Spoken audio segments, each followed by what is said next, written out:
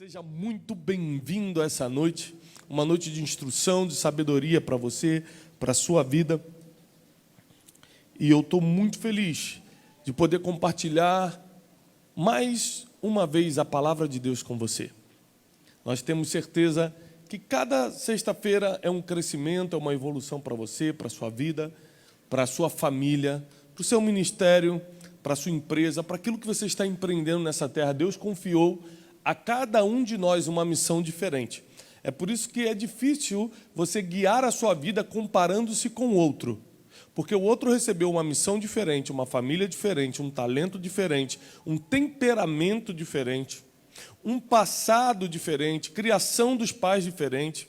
Então você não pode guiar a sua caminhada nessa terra pelo sucesso ou fracasso de quem está do seu lado, porque você recebeu algo que é só para você.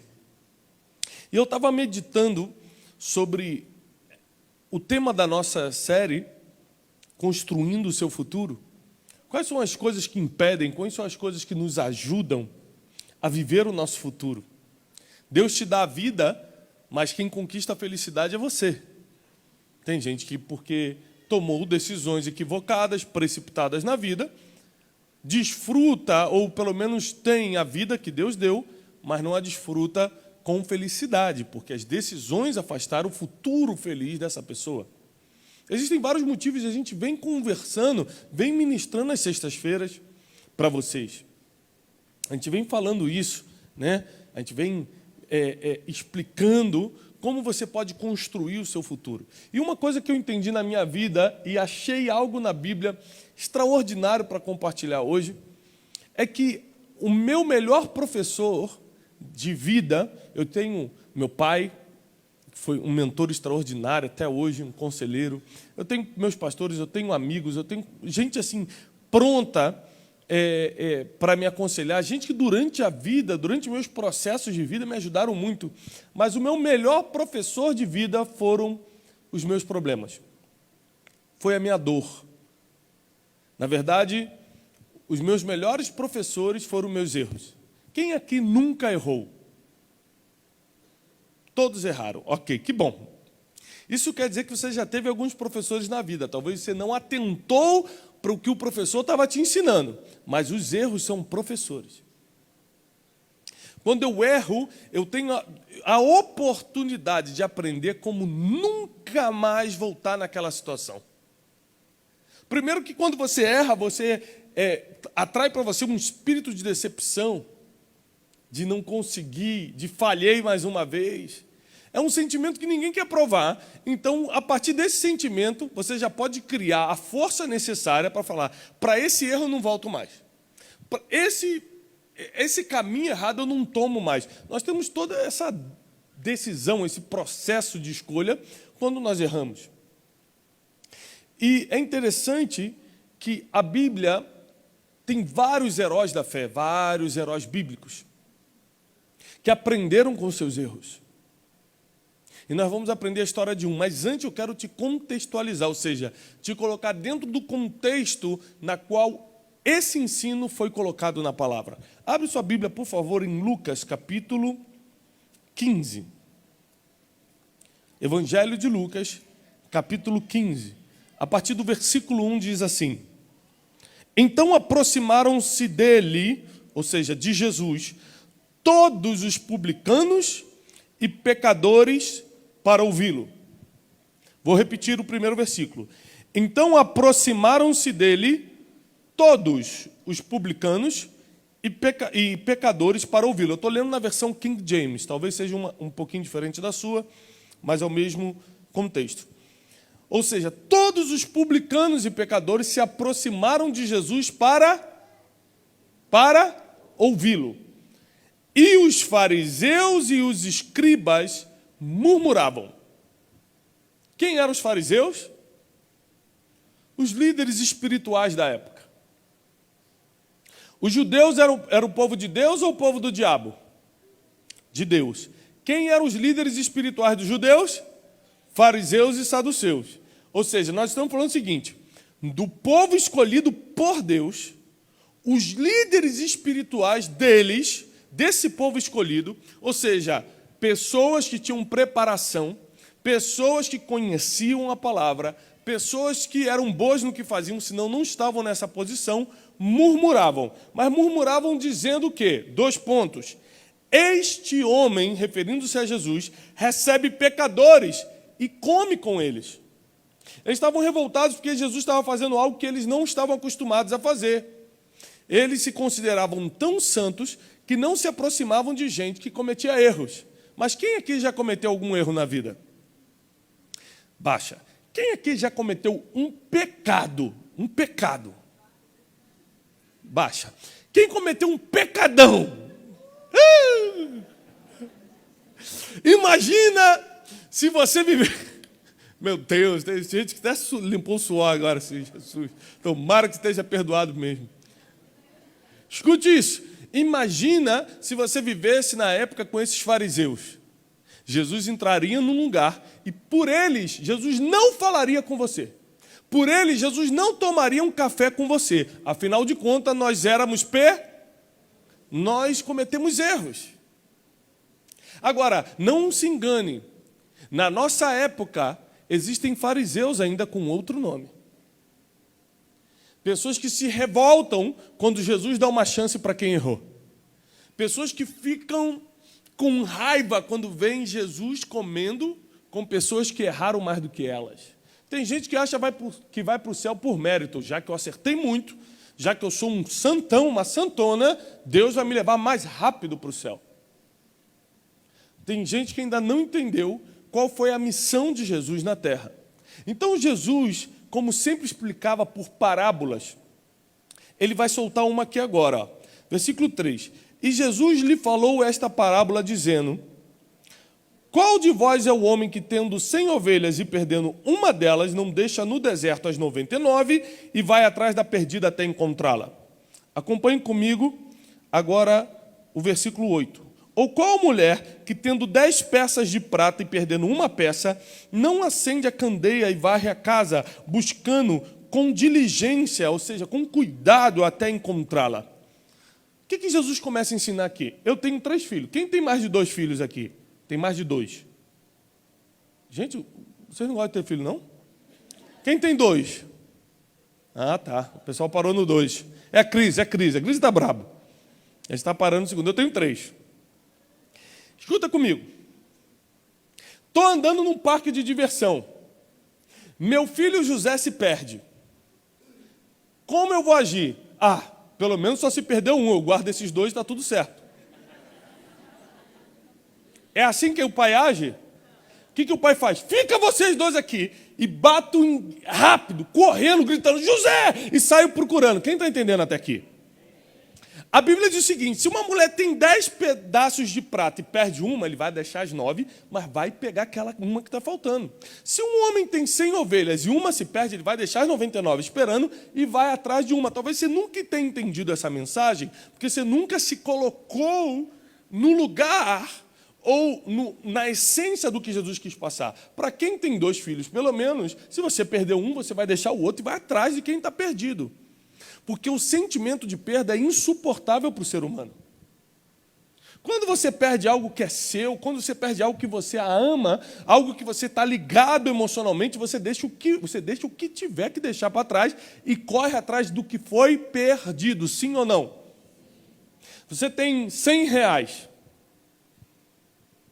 Perdeu 30 aqui. Gente, deixei cair 30 reais. Mas graças a Deus eu tenho 70. Pode deixar esses 30 aí. Ou você vai ficar, acende a luz aí, obreiro. Pelo amor de Deus. Sim ou não, pessoal? Porque você não sabe lidar com perda. Coração de pai não sabe perder filho. E aí, nós chegamos numa das passagens mais famosas da Bíblia, ainda nesse capítulo, versículo 11, que diz assim: e disse Jesus, certo homem tinha 2 filhos. Lembrando que quem contou todas essas histórias, todas essas parábolas do capítulo 15, foi Jesus. Não foi um profeta, não foi um homem muito inteligente. O próprio Jesus, o próprio Messias, explica a importância de correr atrás de uma ovelha e deixar 99 esperando, de correr atrás de um pedaço de prata e deixar os 9 esperando. E agora ele vai entrar numa das parábolas mais profundas da Bíblia, que é a parábola do filho pródigo. Alguém sabe o que significa pródigo? Alguém sabe o que significa pródigo? Ninguém? Filho pródigo significa esbanjador. Pródigo, esbanjador, gastador. Significa aquele que desperdiça. Então, o filho pródigo é um filho que gasta, que desperdiça, é um filho que esbanja. E esse é o nome da parábola. E começa assim. Certo homem tinha 2 filhos. Quantos filhos? O mais jovem deles disse ao seu pai: dá-me a parte dos meus bens, a parte que me cabe. E ele dividiu os seus haveres. Poucos dias depois, o filho mais jovem ajuntou tudo o que tinha, partiu para uma terra distante e ali desperdiçou os seus bens. Se a palavra desperdiçou está na sua versão também? Sim? Então marca bem grande assim, se você tiver uma caneta. Se você está lendo na Bíblia, marca na Bíblia Online, marca na Bíblia Online aí, com o dedinho. É importante você marcar a palavra desperdiçar. Porque no versículo seguinte, ele vai entrar numa grande necessidade. Presta atenção. Todo filho tem direito a uma herança. E toda herança desperdiçada vai gerar uma necessidade.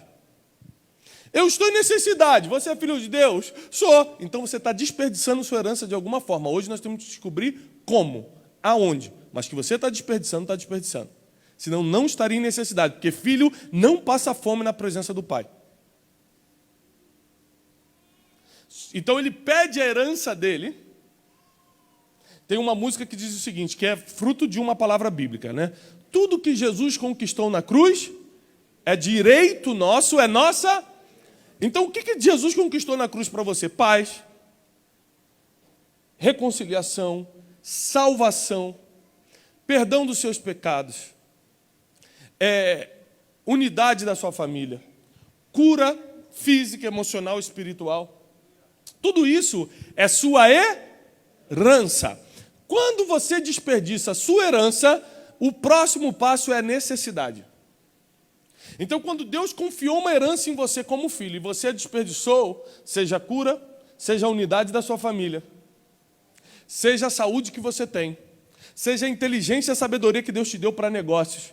Quando você desperdiça a herança que Deus te deu de alguma forma, o próximo caminho, o próximo passo é a necessidade. Vamos continuar aqui, olha só. Ele desperdiçou os seus bens, na minha versão diz, com uma vida depravada. E havendo ele gastado tudo, repete comigo, tudo, houve naquela terra uma grande fome. Você já viu um ditado que diz que miséria, problema, coisa ruim nunca vem sozinho? Já escutou isso? Nunca vem sozinho? Você tem um problema, vem um monte.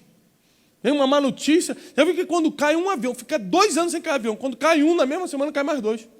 Pode reparar isso na história. Notícia ruim não vem sozinho. E aqui é mais ou menos isso, olha. Quando acabou o dinheiro dele, também veio uma fome sobre a terra. Ou seja, é muita notícia ruim ao mesmo tempo. Ele gastou tudo e veio uma grande fome sobre a terra. E ele começou, o final do versículo 14, e ele começou a passar necessidade. O próximo passo, depois que você gasta a sua herança, é a necessidade. O que Deus me deu como filho? Eu tenho algumas coisas que eu sei, Tiago, que Deus me confiou como herança. Conhecimento, a sabedoria, são coisas que estavam com ele e ele confiou em mim. Então, dependendo de como eu gasto, se eu desperdiçar, o próximo passo da minha vida é a necessidade. Se eu não quero passar necessidade na vida, a primeira coisa que eu tenho que fazer é a lista da herança que Deus me deu. Porque, presta atenção, aquele menino pediu uma lista antes de ir embora e falou assim, dá-me a parte que me cabe. Ou seja, mostra para mim o que me cabe. Ó pai, olha, fiz a divisão aqui, você tem direito a 30%, que dá direito a isso. Estou dando um exemplo aqui, a Bíblia não diz de valores, tá? Tem direito a 10 pedaços de ouro, você tem direito a 5 diamantes, você tem direito a 50 cavalos, você tem direito... Ou seja, ele pegou uma lista da herança. Se você não tem uma lista do que Deus te deu, você nunca vai saber o que está desperdiçando. E às vezes você está gastando o seu tempo, que é algo que Deus te deu, mas te deu como herança, e você está jogando ele fora. Às vezes Deus te deu o dom de aconselhar, o dom de socorro, de misericórdia, e você está desperdiçando. Eu sempre brinco com a minha sogra nas minhas pregações, mas uma coisa, um dom que minha sogra tem é o dom de misericórdia, o dom de socorro. Morreu fulano, ela não precisa nem conhecer. Ela vai ficar a noite toda no necrotério, acompanhando, vai sair, vai enterrar, vai chorar, não tem problema nenhum.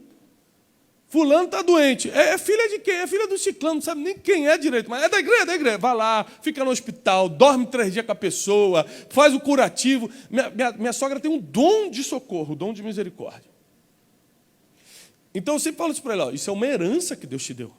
Porque nem todo mundo recebe a mesma parte da herança. Nem todo mundo tem um dom de misericórdia. Como eu desperdiço a minha herança quando eu não faço aquilo que eu tenho que fazer? Quando eu jogo fora aquilo que Deus botou na minha mão. Tem várias formas de você desperdiçar a sua herança. Mas sem uma lista do que Deus te deu, sem uma lista de qual é a sua parte, você nunca vai saber o que está gastando. Você nunca vai ter ideia se você está desperdiçando ou aproveitando o que Ele colocou na sua mão. Quem está comigo?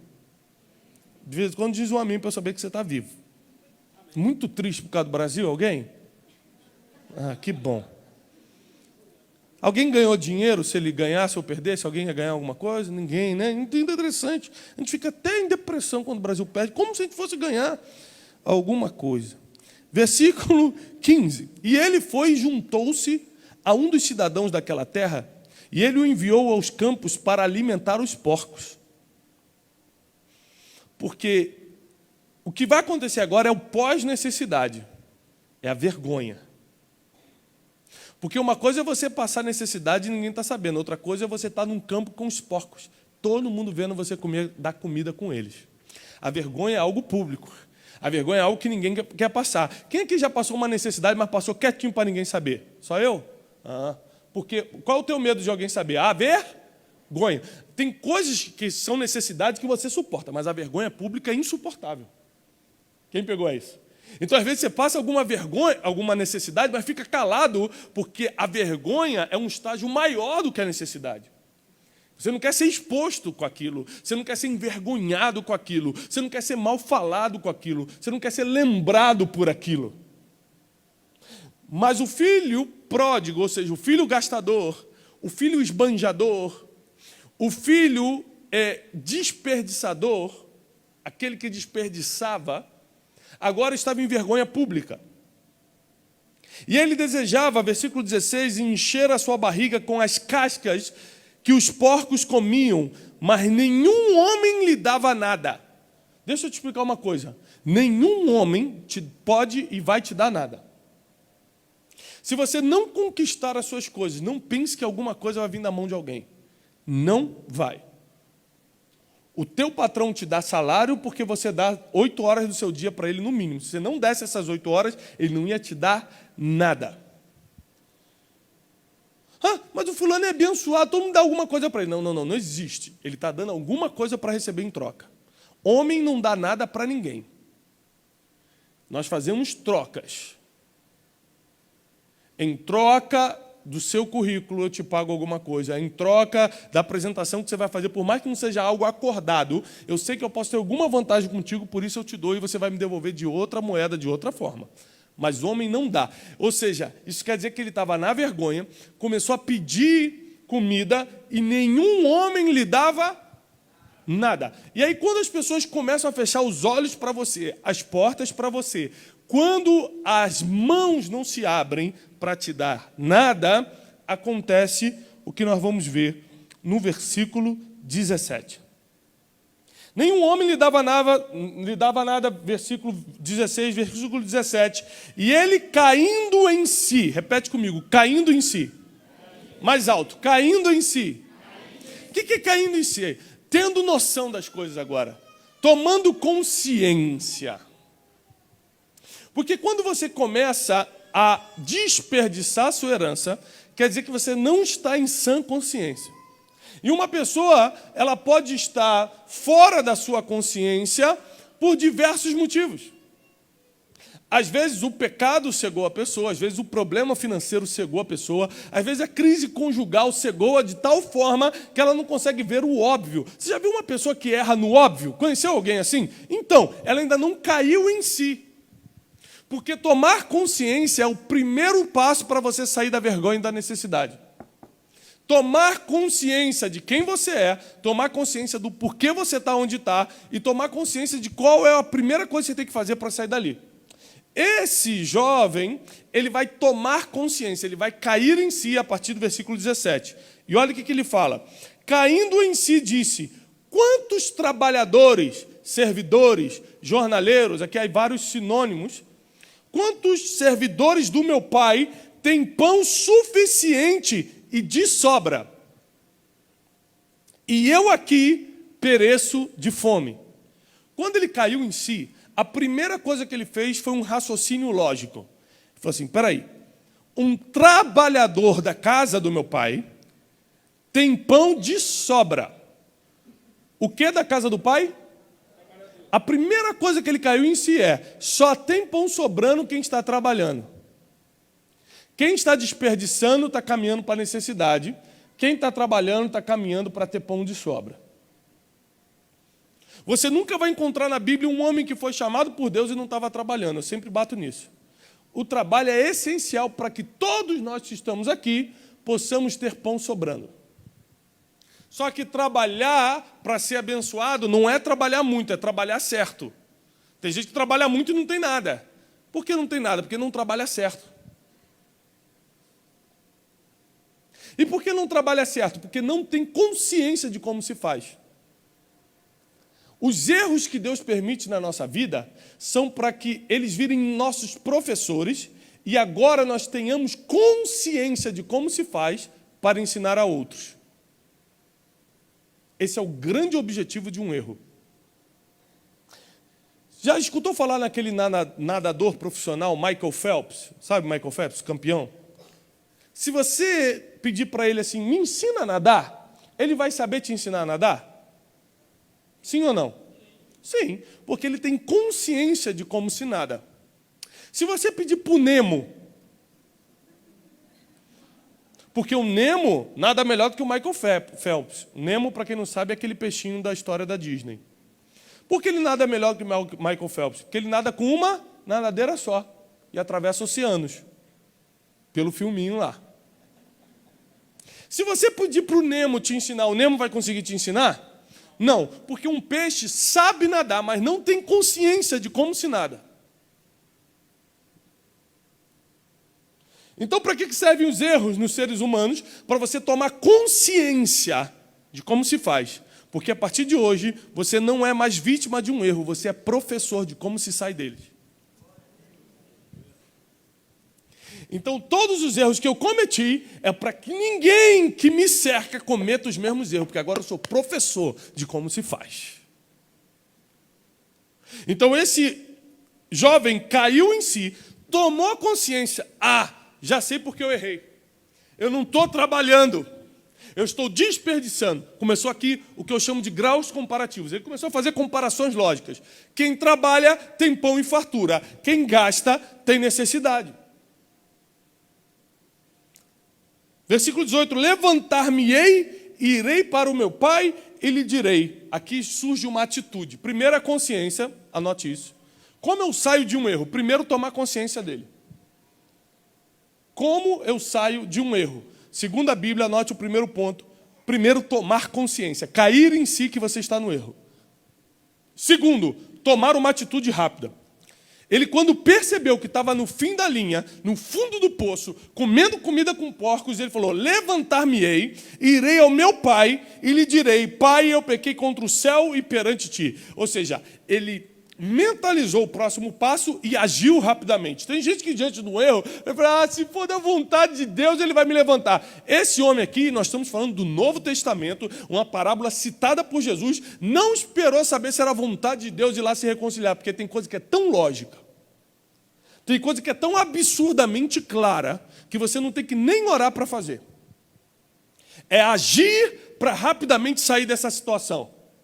É agir para se reconciliar com aquilo que pode te voltar, aquilo que pode fazer você voltar a ser filho e não mais comedor de restos com os porcos. Versículo 19: eu não sou digno de ser chamado teu filho, faze-me como um dos teus trabalhadores. Ele, levantando-se, foi para o seu pai, mas ele, estando ainda longe do caminho, viu o seu pai, teve compaixão. O que o pai teve dele? E correndo, lançou-se-lhe ao seu pescoço e o beijou. E o filho disse: pai, eu pequei contra o céu e pequei à tua vista. Eu não sou mais digno de ser chamado teu filho. Porque toda vez que você tiver consciência do teu erro, vai gerar em você arrependimento. Fala alto comigo: arrependimento. Ou seja, o arrependimento, segundo a Bíblia, só é válido quando tem duas coisas: consciência e ação. Anota isso. O arrependimento só é válido na Bíblia quando você faz duas coisas: toma consciência do erro e age para sair dele. A Bíblia diz em Provérbios: aquele que comete transgressões jamais prosperará. Quem confessa e deixa, ou seja, toma consciência e sai fora, e sai dali, toma uma atitude de ir embora, alcançará misericórdia. Então, arrependimento na Bíblia, você precisa ter duas coisas: consciência e ação. Ele saiu dali, foi até o pai. Não importa, a vergonha de ter que pedir perdão era bem menor do que a vergonha pública de estar comendo bolotas com os porcos. Existem vergonhas que você vai ter que passar para se reconciliar, para refazer o caminho, para pedir perdão, mas que são vergonhas muito menores do que estar publicamente sendo humilhado. E ele vai até o pai, se reconcilia. E aqui vocês conhecem a história. O filho mais velho fica revoltado. O filho mais velho está voltando, vê uma festa, vê música, porque o pai mandou matar o melhor cordeiro, mandou colocar anel no dedo dele, mandou pegar a melhor roupa, botar no filho. O filho mais velho entra e fala: o que está acontecendo aqui? Um dos empregados diz: o teu irmão voltou. Teu pai mandou matar o cordeiro cevado, o melhor cordeiro que tinha, e mandou dar uma festa. E o filho mais velho ficou revoltado, fica do lado de fora da casa. A Bíblia diz que ele não quer entrar. E o pai vai falar com ele e fala: o que foi, meu filho? Ele falou: ué, eu estou aqui te servindo a vida toda, nunca te dei trabalho, e você nunca me deu um cordeiro, um cabrito para eu matar com meus amigos. E o pai riu e falou assim: peraí, mas tudo que eu tenho é teu. Tudo que está aqui é teu. Isso quer dizer que tudo que está na mão de Deus também é teu. Você só não usa porque você acha que Ele tem que te dar algum dia especial para você fazer tal coisa com quem você quiser. Ele falou assim: seu irmão estava perdido, agora voltou. Ele estava morto, mas reviveu. Por mais que um filho teu se perca no parque e a culpa tenha sido dele, porque você falou: não sai do meu lado, não vai daqui, ele te desobedeceu. Por mais que você tivesse brigado com ele na hora que ele sumiu, na hora que você achá-lo, meia hora ou uma hora depois, você não vai lembrar que estava brigado com ele, você não vai lembrar que ele desobedeceu, você só vai abraçar e falar: meu filho, onde você estava? Porque um coração do pai humano, que a Bíblia diz que pode dar uma pedra para o filho, quanto mais o nosso Pai Celestial não vai dar pão. Um pai humano abraça seu filho sem perguntar pelos erros dele. Imagina o Pai Celestial. Como pode ainda existir fariseus que querem decidir como a gente se aproxima de Deus ou não? Tem gente que fala assim: olha, busca a Deus, mas busca pelos motivos certos. O que é motivo certo? Ah, eu não vou à igreja pelo que sai das mãos dele, sim pelo que sai... Como é que é? Até esqueci isso. Eu não quero que saia das tuas mãos, quero que saia... Você lembra disso, gente? Tem várias pregações disso, várias músicas. Mas, peraí, deixa eu entender, peraí. Porque o filho pródigo só voltou para a casa do pai porque estava com fome. O filho pródigo só voltou para a casa do pai porque estava em vergonha. O filho pródigo só voltou para a casa do pai porque estava em necessidade. Ainda assim o pai o abraçou. Deus não faz acepção de pessoas que vêm. Quem faz são os fariseus. Fala: você vai voltar para a casa do pai? Depois de tudo que você fez? Você vai tentar chegar perto dele, depois de errar como errou, de desperdiçar como desperdiçou. Não importa se você é bom ou se você é ruim. O pai vai estar de qualquer jeito, com um anel te esperando, com roupa nova te esperando, com novilho te esperando, de qualquer jeito. Filho, senta na mesa com o pai.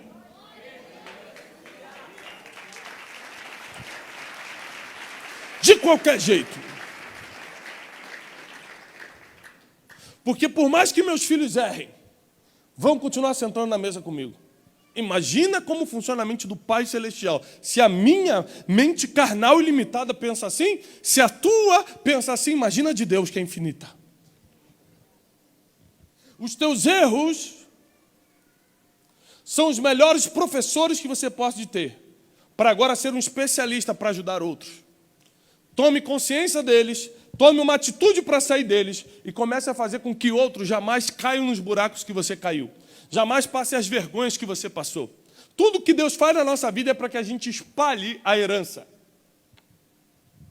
Tudo que Deus confia na gente é para que a gente distribua a herança. Deus nunca vai te dar algo para você guardar para você. Aliás, Mateus 25, eu prego muito sobre isso. Deus, quando voltar, Jesus, quando voltar, vai cobrar o quanto você multiplicou do que Ele confiou na tua mão. Tudo que você guardou, Ele vai falar servo mau e infiel. Tudo que você multiplicou, Ele vai falar servo bom e fiel. Vinde benditos do meu Pai. Toma posse agora da sua herança verdadeira. A herança de verdade, aquela que importa, que é que está aqui no céu. Você que está aqui me escutando, você que está pela internet, deixa eu te falar uma coisa. Não importa a situação que você esteja vivendo hoje. Não importa como esteja a sua casa, seu coração, sua família. Não importa como esteja a sua vida financeira. A mesa do Pai é para quem é filho. Se você é filho de Deus, vai ter lugar na mesa para você hoje. Vai ter festa para te receber, vai ter anel para colocar no seu dedo, vai ter roupa nova para você vestir. Porque quem faz a acepção de quem senta na mesa são os fariseus, não Jesus. Jesus, eu quero voltar ao contexto inicial. Começou a contar essas três histórias. A da ovelha perdida, a da prata que se perdeu e a do filho pródigo, porque os fariseus e os escribas começaram a murmurar, porque ele sentava com os pecadores.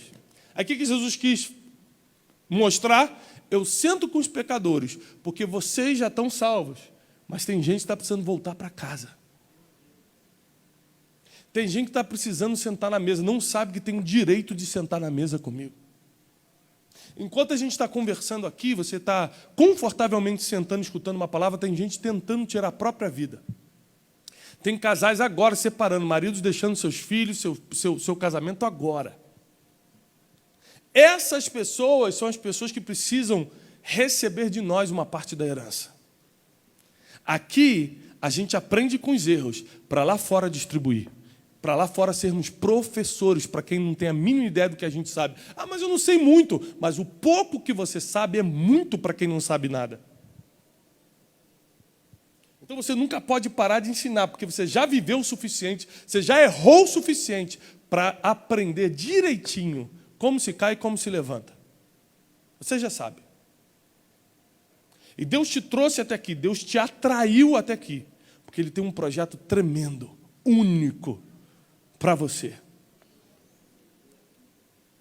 Porque tem lugar na mesa para você.